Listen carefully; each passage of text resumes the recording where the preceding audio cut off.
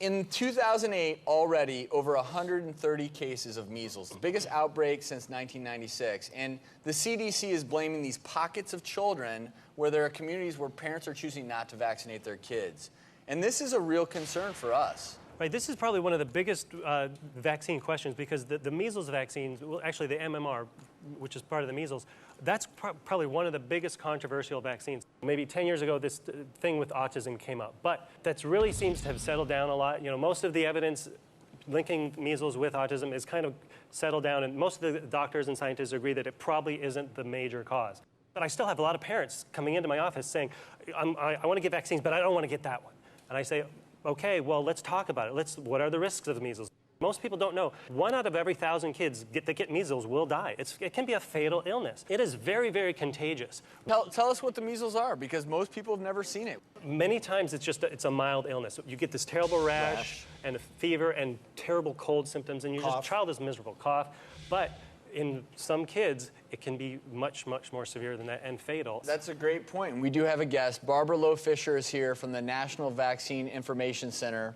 I want you to give us your opinion. Is this measles outbreak something that you look at and think, well, whoa, we need to be careful here about the message we're sending to moms? Because if they don't vaccinate, we could have a measles outbreak, and it could become an epidemic where, like years ago, 4 million people are getting the measles. Well, I mean, I have to come from the perspective of a parent who has a vaccine-injured child. I mean, in 1980, I took my bright, healthy, precocious little 2.5-year-old boy in for a 4th DPT shot. And within hours of that shot, I witnessed him suffer a convulsion, a collapse shock, a state of unconsciousness. And he was eventually diagnosed with minimal brain damage, including multiple learning disabilities and attention deficit disorder.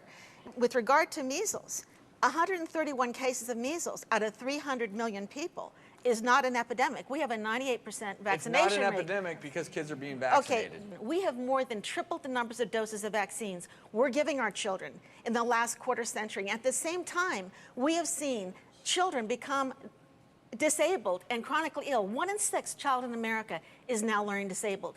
1 in 9 has asthma. 1 in 100 to 150 develops autism. 1 in 450 has diabetes. That's the big question. Why are so many highly vaccinated children so sick? And let's quickly explain how a vaccine works. The vaccine, basically, it's an injection with maybe a killed virus in there or a killed bacteria. So that killed or part of the bacteria basically fools the immune system into thinking the child just got the illness, so that the immune system's memory can then be ready for the next time the child gets exposed to the real illness and can fight it off. And so that's why we as doctors love vaccinations, because they prevent huge outbreaks of illnesses that can kill children. But explain to us why you feel so passionately. Okay, the first sentence I have to say is I'm not out to ban vaccines. I believe in the concept of eradicating infectious diseases. Sure. Right now, the one-size-fits-all for everybody, not working. A vaccination is a medical procedure that should have questions prior to getting a vaccination, such as, is your child currently ill? Is your child currently taking antibiotics? Does your family have a history of autoimmune disease? Is your child allergic to eggs, MMR, cultured in an egg medium? None of these questions are ever asked. A 5-pound preemie gets the same vaccination as a 10-pound full-termer. They need to be individualized. And explain why you feel this way and why you decided not to vaccinate your youngest children. So I have 3 children. My oldest, was kind of the sacrificial lamb. He was vaccinated and had a huge amount of thimerosal, huge amount of mercury. And after he had the MMR and the chickenpox vaccination on the same day, we never saw him again for 3 years. Never saw him again, meaning he developed autism. He lost language, he lost social skills, he lost bowel control, he became very sick within hours of vaccination. So I held his hand over the proverbial fire. He got burned. Don't ask me to line up my other 2 children to get burned again. What kind of parent would I be? And that's really the discussion we want to focus on here, is the requirement that you have to vaccinate your children in certain states. Jim, correct me if I'm wrong, but for the most part, vaccinations are required. Right. Some of the other states will have religious exemptions, not just personal exemptions, but yeah, some states you're stuck. You can't go to public schools. You may have to. A lot of parents have to homeschool, and that in itself creates a pocket. Like, what if I have a familial history to a negative response to vaccination? I'm literally supposed to vaccinate or educate. Like, I have to choose education or vaccination. Should I be mandated by the government? I will say no, you shouldn't, because I do have a few families in my practice that have some sort of familial tendency towards reactions to certain vaccines, the live vaccines, and they're in studies in places like UCLA. But that's not all families, just a few families. That's why I'm against mandatory vaccines. I think somebody should have the right to say no. Here's the thing, there's a lot of studies out there. Some of them show zero, and let's just talk about autism at first. Some of them show no link, and some of them show a possible link. Me as a physician, I stayed with an open mind when the autism vaccine debate first came online, and I had a lot of parents scared and asking me questions, and I kind of went along with it. But over the last several years, the data has shown, okay, it probably isn't just the vaccines. What is it? We still don't know. I believe there's other environmental triggers. Many kids get these illnesses without getting vaccinated. But what a great study. If Offit and Gerberding and a bunch of other people would go, let's study the vaccinated versus the non-vaccinated. No one is doing that study. That study needs to be done.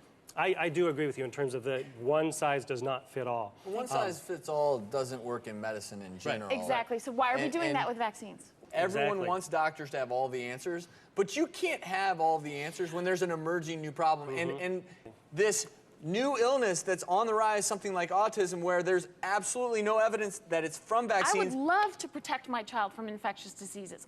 I would love to walk into your office and feel completely confident, yes, I'd like this shot, this shot, this shot, and my child's going to be fine. The fact is, I walked in, he got shots, and he didn't speak to me for 3 years. Dr. Altman, I'm curious of your thoughts, because I have to tell you, I tend to agree with Dr. Sears that, hey, if you're a mom and you're educated and you don't want your kids to be vaccinated, you should have that choice if you're making an informed decision, in my opinion. The problem is that these diseases are still out there. And when we have pockets of kids that aren't immunized, or infants that are too young to be immunized, or immunocompromised children that can't be immunized, these diseases spread very quickly, and we see a lot of children dying. Two things that I do want to point out, because I do find that moms, when they come to my office, they don't understand this, is that vaccines are always changing and being improved thanks to vaccine technology. The vaccines we give today are very different from the vaccines that we gave 30 years ago.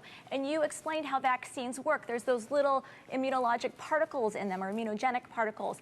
And all the vaccines together today have less of those than one vaccine did 30 years ago. So that's something that parents don't understand. You'll forgive me if I don't trust the pharmaceutical industry. I'm sorry, their bottom line is the dollar.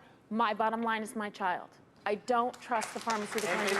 And let me say this, I will guarantee you, Dr. Altman and Dr. Sears' bottom line is saving child's lives. I will guarantee you that they have then nothing. fall all over yourselves to make vaccines safer, and I will be the first one at your door to sign my kid up for inoculation. I totally agree with you. I think vaccines have gotten safer, like you said. Even the vaccine that harmed your child, that's been improved, Barbara. Like any other drug, they carry a risk that's greater for some than others. Informed consent has been the central ethical principle in the practice of modern medicine. Vaccines should be not separated out from the informed consent ethic. And I think it's a human right to be able to decide what you are willing to risk your life for, or your child's life for. I think it's so important. I sit down with parents, if they're being vaccinated or not. Parents want to know. They want to be informed. And they want to know, what are my risks for catching an illness? What are my risks for being harmed by a vaccine? And between 1991 and 01, out of 1.9 billion doses of vaccines given, there was 18,000 adverse, bad outcomes. 1 in 5,500 doses of vaccines will cause a problem. That sounds pretty bad, but now what are the kids' risks at catching one of these illnesses? 85,000 kids a year will catch some sort of vaccine-preventable illness. Out of 50 million kids, that comes to about 1 in 600 kids a year will catch some sort of vaccine-preventable illness, and that's each year. But doctor, we still need to go back to this question, this big question. As we have suppressed so many infectious diseases in childhood, we have seen this corresponding rise in chronic disease and disability. And I think it's a fair question for parents to ask. And scientists and doctors in the federal health agencies have got to answer this for us. Have we traded something? Let me say one last thing. The life expectancy in this country is longer than it's ever been, and it's because of things like vaccinations. Now, you have your fears, and I understand that, but the reason you do is because you have had a terrible tragedy in your life. but there are a lot of people still alive today because of vaccinations, and we need to recognize that. And whatever side you take, we can all agree we are after the same goal. We want to keep our kids healthy. The bottom line is talk to your doctors, make an informed decision. The overwhelming majority of pediatricians in this country strongly support vaccinations.